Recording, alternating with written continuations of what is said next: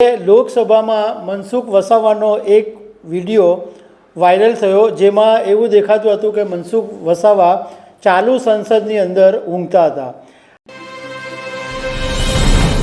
નમસ્કાર દર્શક મિત્રો, ગુજરાતમાં ભરૂચનું રાજકારણ હંમેશા ગરમાતું રહેતું હોય છે, કારણ કે ત્યાં આગળ આમ આદમી પાર્ટીના ધારાસભ્ય ચૈતર વસાવા અને ભાજપના સાંસદ મનસુખ વસાવા વચ્ચે હંમેશા તૂતું મેમે ચાલ્યા જ કરતું હોય છે.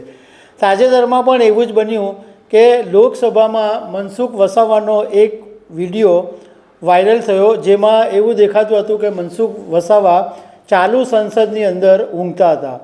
આ વાતને લઈને ચૈતર વસાવાએ એક નિવેદન આપ્યું કે મનસુખભાઈએ તો 30 વર્ષ સુધી ઊંઘવાનું જ કામ કર્યું છે, અને એ પછી મનસુખ વસાવા અકળાયા અને એમણે પણ નિવેદન આપ્યું છે. તો આના વિશે હું તમારી સાથે વાત કરીશ. મારું નામ રાજેશ શાહ છે અને તમે જોઈ રહ્યા છો ખબર છે.com.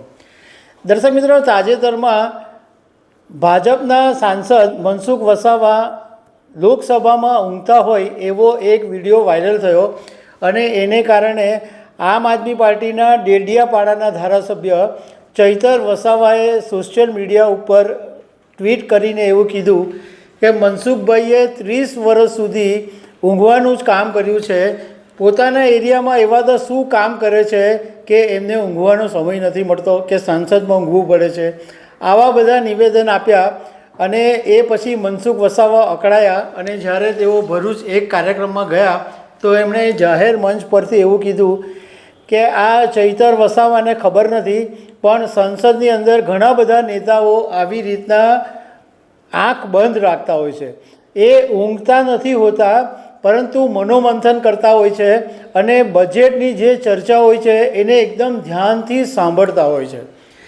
મનસુખ વસાવાએ સાથે સાથે એ પણ વાત કરી દીધી કે ચૈતર વસાવા હજુ રાજકારણમાં પાપા પગલી ભરી રહ્યા છે. હજુ તો એમણે શું કામ કર્યું છે એ તો પછી ખબર પડશે.